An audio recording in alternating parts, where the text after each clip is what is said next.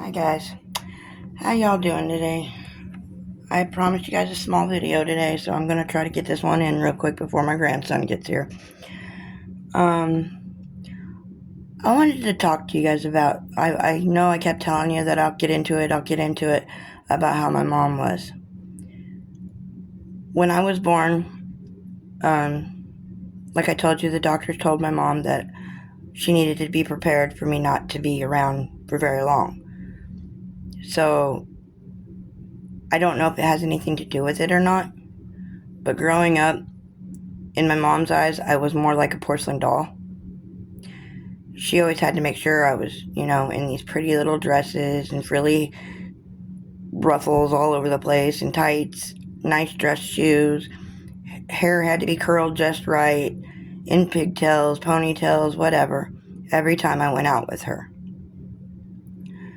But during these times, I would have to be up by 4 a.m. to be prepared to get ready for school and everything else that had to be done. I would take my bath at 7 o'clock at night, every night, and had to be up by 3 a.m. in the morning. So that she had from 4 to 5:30 to do my hair, because I'd get on the bus at 6:30. Well, none of these times were done, with loving care. It was all done harshly, no talking, no nothing. I had to keep perfectly still while she did my hair. I wasn't allowed to get my dress dirty. I wasn't allowed to get my hair messed up at all. It wasn't that I didn't like wearing the dresses. It was the fact that if I was in a dress, I had to be perfect. There could be no imperfections at all. And that was just not me. I mean, anything I do, I make a mess. Not on purpose, but I do. Like, if I go to eat, the way I have to hold my spoon and fork and stuff, I lift it up to my face and something's going to fall off the spoon and land on my dress. So it made it extremely hard to be a kid. So as I was growing up, I never really felt love from her. So my dad tried.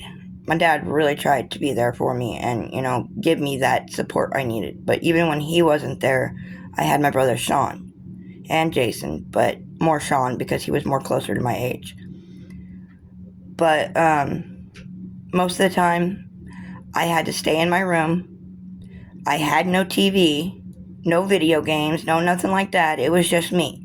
I was in my room with my radio, and I grew up listening to the radio, so I love music. And like I told you before, New Kids on the Block are my favorite.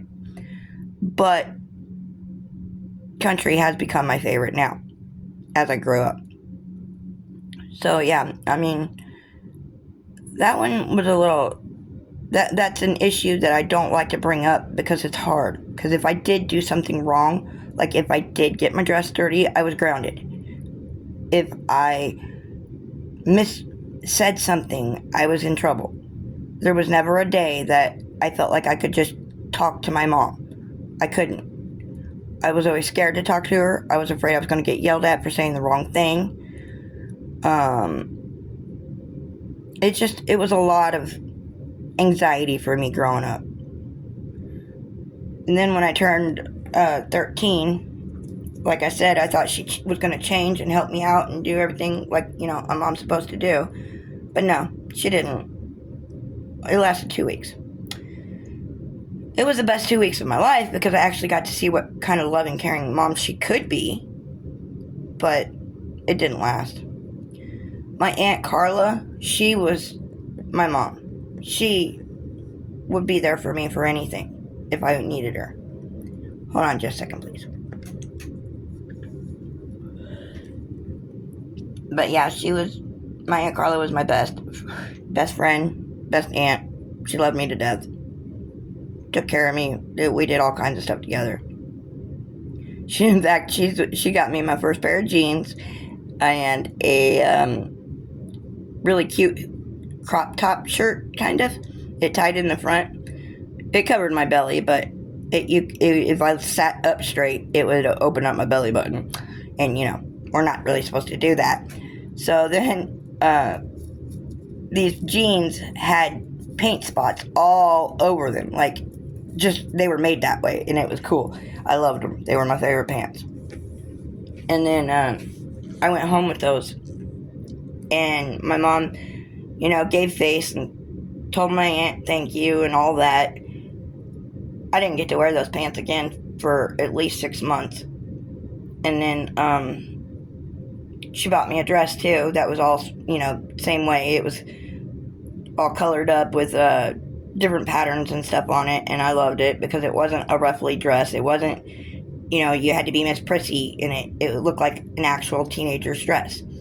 So I was happy with that one, and I didn't mind wearing that one. But my mom put that one up too. I couldn't wear it. So yeah, I went through a lot of that kind of stuff growing up. I was always in trouble, like I said, and so were my brothers, kind of, but not nearly as much as I was. I think I was what they call an scapegoat, where I got all the punishment because I was the one that couldn't do anything for myself, pretty much. So it became scary and frightening sometimes, and I hated it because I was always locked in my room. I think I spent maybe 22 hours a day in my room if I wasn't in school. And when I'd be coming out, it was basically to take my shower, get ready for bed, eat supper, and go back to bed. That's it. There was really no entertainment in it. And I would cry myself to sleep because I'd listen to my brothers watching a movie with my mom and dad on the couch and eating popcorn and just having a great old time. They tried to tell me it was because I had to be up early and I had to go to bed early. But no, that's not the truth. I was always up on time every day, no matter what time I went to bed. I had no problem getting up in the morning, ever. I didn't sleep much, for one, so... And I had insomnia as a kid. I still do. But anyway, I wanted to pop on here real quick, just to let y'all know that I'm gonna get deeper into conversations and stuff as I go.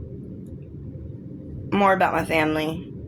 Like I said, I have a brother named Jason and I have a brother named Sean. Sean is no longer with us, but my brother Jason is with us, and I barely talk to him now. I don't know why, but he doesn't communicate to me at all. Maybe he'll see this eventually and reach out to me. Love you, Jason, if you're out there.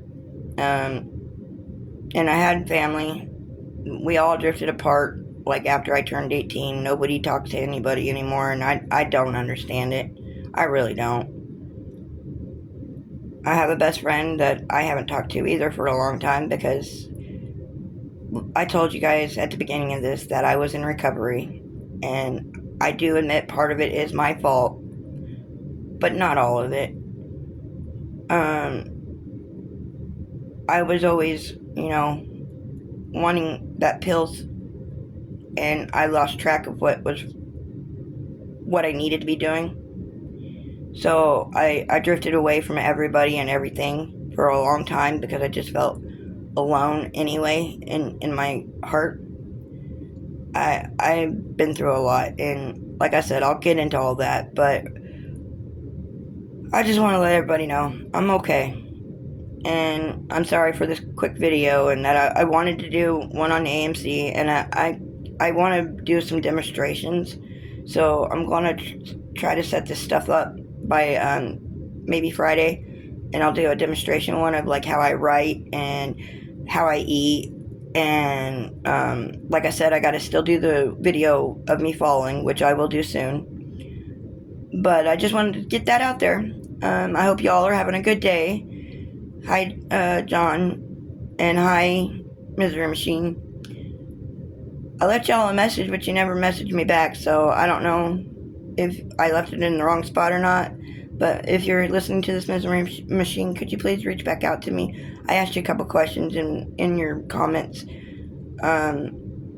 If not, it's okay. But anyway, please keep subscribing, and please like my videos. I will talk to you all later. Have a good day, and I will see you later. I gotta get ready for my grandson to be back here in about 10 minutes. Love y'all. Bye.